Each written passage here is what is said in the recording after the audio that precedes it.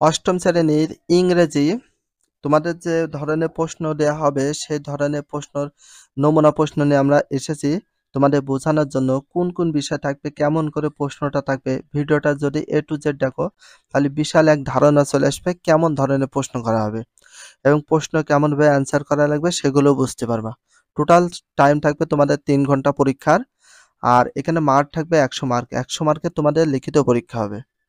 Class 8 এর তোমাদের part এ তে থাকবে রিডিং টেস্ট। তো পার্ট এ তে রিডিং বলতে কি বোঝায়?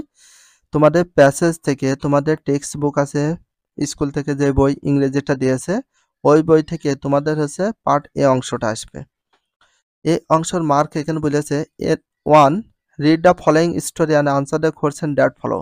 The wise merchant and the golden grain, এটা হচ্ছে প্যাসেজ।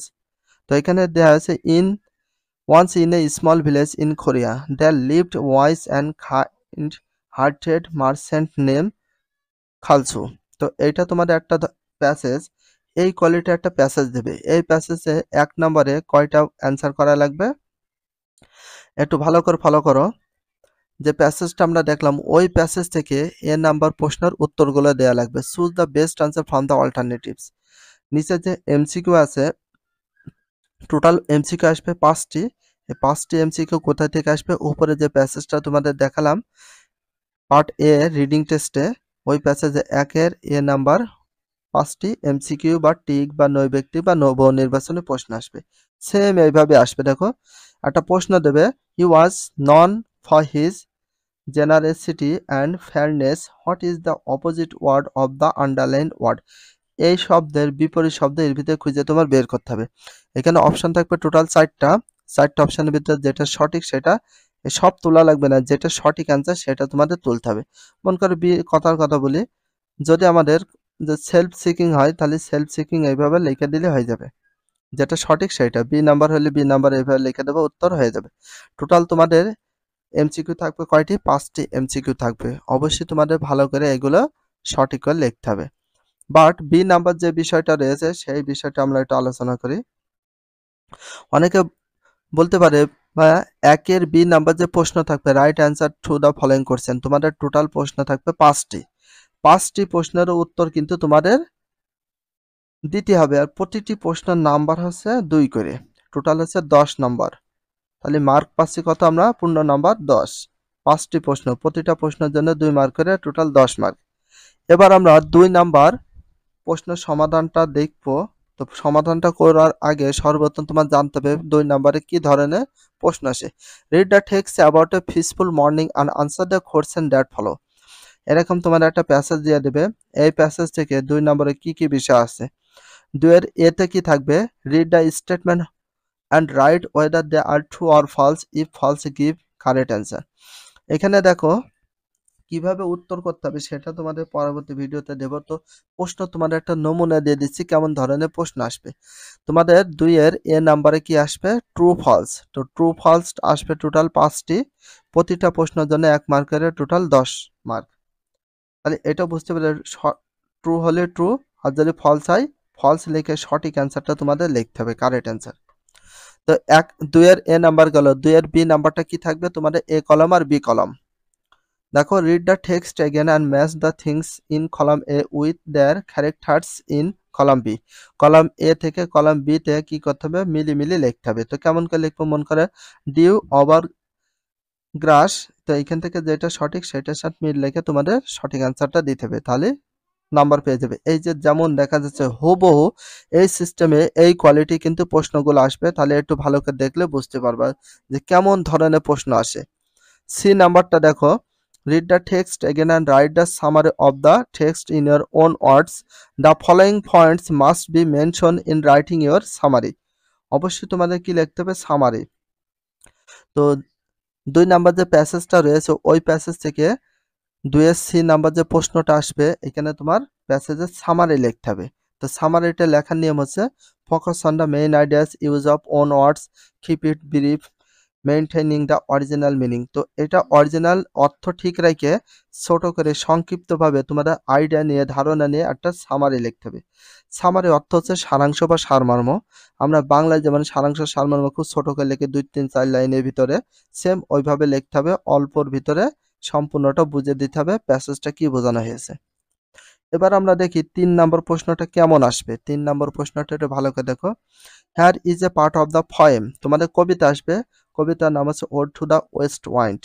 এটা হচ্ছে তোমাদের কি কবিতা। আর কবিতা থেকে 3 এর যে কবিতা আসবে এই কবিতা থেকে কেমন ধরনের প্রশ্ন করা হবে সেই বিষয়টা একটু বলি। এখানে দেখো লাইন অফ দ্য পোয়েম, কবিতার লাইনটা তুলতে হবে।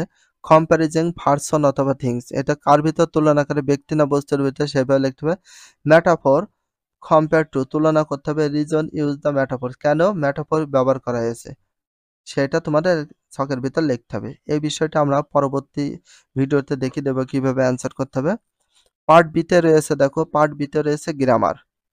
গ্রামার এটা মার্ক হচ্ছে টোটাল 30 মার্কস। তো দেখো কেমন ধরনের প্রশ্ন আসবে। Read the following phrases and identify the cohesive device used in the text and analyze the purpose of using them in the sentence. Use the table below to complete the activity. এটা হচ্ছে মূল বিষয় প্রশ্ন।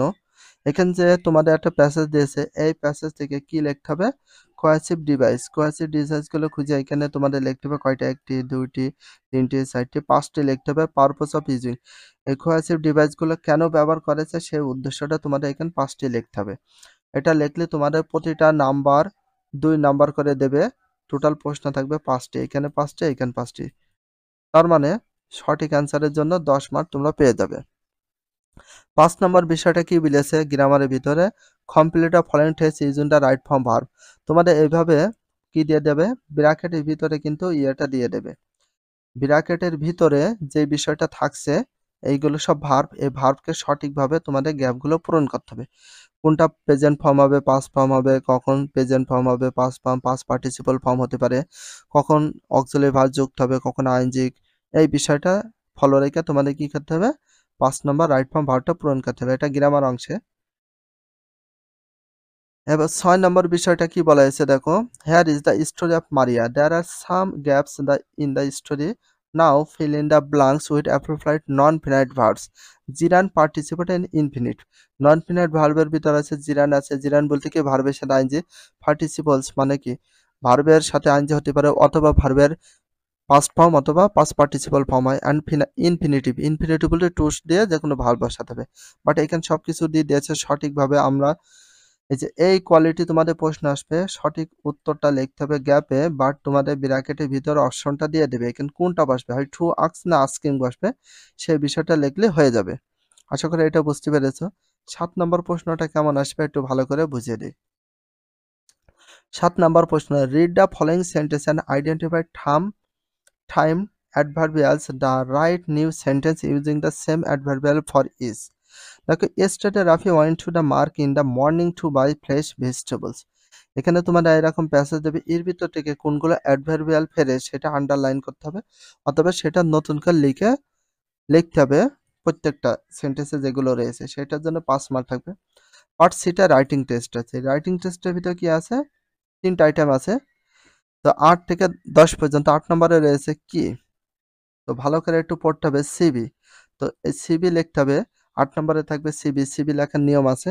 তো কোন সিস্টেমে সিবিটা লিখতে হবে এই নিচের এই বিষয়গুলো ফলো করে তোমাদের অবশ্যই সিবি লিখতে হবে। সিবি লেখার বিষয়টা তোমাদেরকে বুঝিয়ে দেব পরবর্তী ভিডিওতে।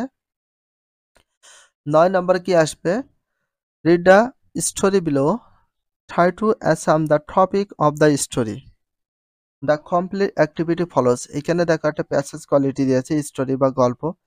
এই গল্প থেকে তোমাদের কি লিখতে হবে, যে now write a paragraph on the cause and effect marriage in Bangladesh 150 words. এখানে যে প্যাসেজটা দেখতে পেলে এর ভিতর থেকে তোমাদের কি এই 4টা প্রশ্নের উত্তর দিতে হবে, সেটা প্যারাগ্রাফ হিসাবে। প্যারাগ্রাফ হিসেবে যদি উত্তর দিই আমরা কিন্তু 10 মার্ক পেয়ে যাব।